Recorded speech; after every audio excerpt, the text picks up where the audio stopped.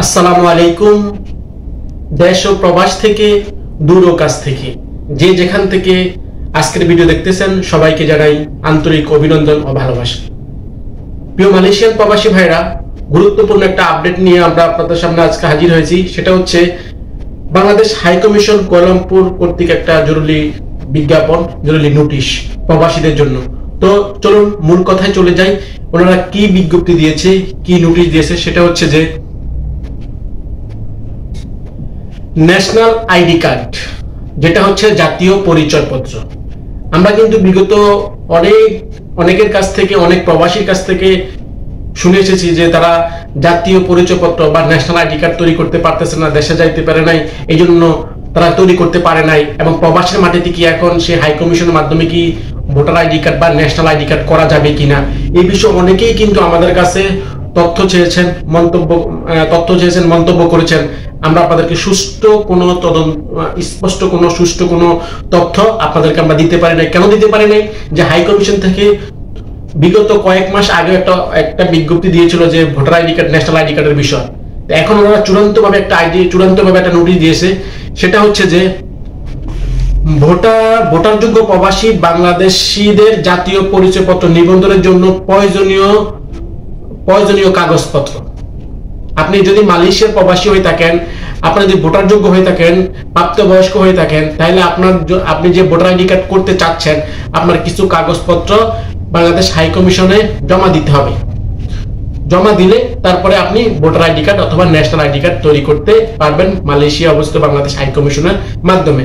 সেটা হচ্ছে যে অনলাইনে পূরণকৃত আবেদনপত্র, নিবন্ধন ফরম 2 ক এবং মেয়াদ সম্মিলিত বাংলাদেশি পাসপোর্ট। আপনি যদি ভোটার আইডি কার্ড করতে চান, তাহলে আপনার মেয়াদ সম্মিলিত একটা বাংলাদেশি পাসপোর্ট লাগবে। তারপর অনলাইন জন্ম নিবন্ধন সনদ, আপনার অনলাইন জন্ম নিবন্ধন সনদ লাগবে।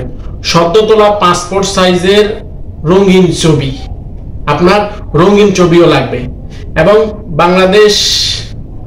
বাংলাদেশ হাই কমিশন, মালয়েশিয়া অবস্থিত বাংলাদেশ হাই কমিশনের হিসাব নম্বর 564427 560878। আমি আবারও বলছি, এটা হচ্ছে বাংলাদেশ হাই কমিশনের হিসাব নম্বর 564427 560878।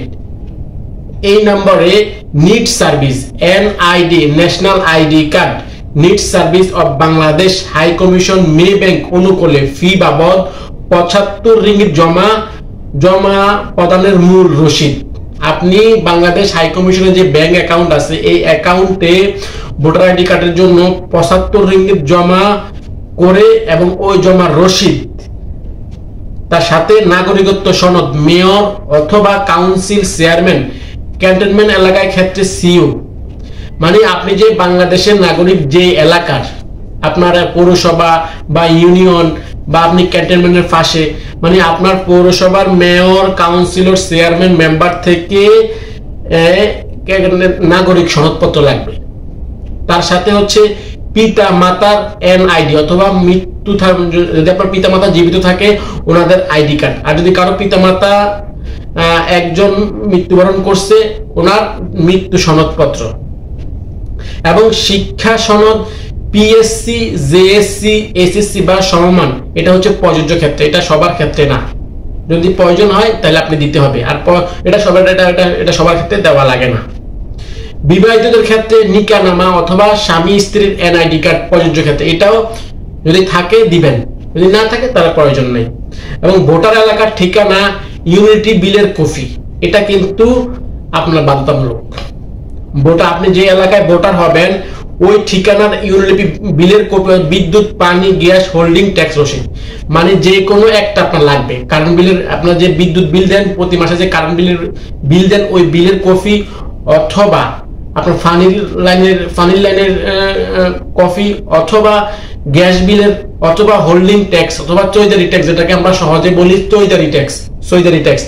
এই কাগজপত্রগুলা আপনি অ্যাটাচ করে এবং এখানে একটা কথা আছে যে তারকা চিহ্নিত এইগুলা বাংলাদেশ হাই কমিশন মালয়েশিয়ার নিবন্ধন কেন্দ্র জমা প্রদান আবশ্যক। মানে এই যে কথাগুলা বলেছি, যে কাগজপত্রগুলো আপনার লাগবে, এইগুলো আপনি অ্যারেঞ্জ করে মালয়েশিয়া নিবন্ধন কেন্দ্র জমা প্রদান আবশ্যক। মানে এই কাগজপত্রগুলো ওখানে আপনার মালয়েশিয়া হাই কমিশন নিবন্ধন ভোটার আইডি কার্ডের যে অফিস, হালনাগাদের যে অফিস, ওখানে আপনি জমা প্রদান করতে হবে। এবং অন্যান্য ধরনের সংগ্রহ থাকলে নিবন্ধন কেন্দ্রে জমা দেওয়া যাবে, না থাকলে আবেদনকারী পক্ষ বাংলাদেশ অবস্থানত প্রতিনিধির মাধ্যমে উক্ত দলের তদন্তকারী কর্মকর্তা তথা উপজেলা থানা নির্বাচন অফিসার এর নিকট প্রদান করতে হবে। তাহলে আপনারা বুঝতে পারছেন, যারা মালয়েশিয়াতে এখন বর্তমানে অবস্থান করতেছেন কিন্তু দেশে ভোটার আইডি কার্ড করেন নাই, তারা চাইলে মালয়েশিয়া অবস্থিত বাংলাদেশ হাই কমিশনের মাধ্যমে আপনি ভোটার হতে পারবেন, ভোটার আইডি কার্ড করতে পারবেন।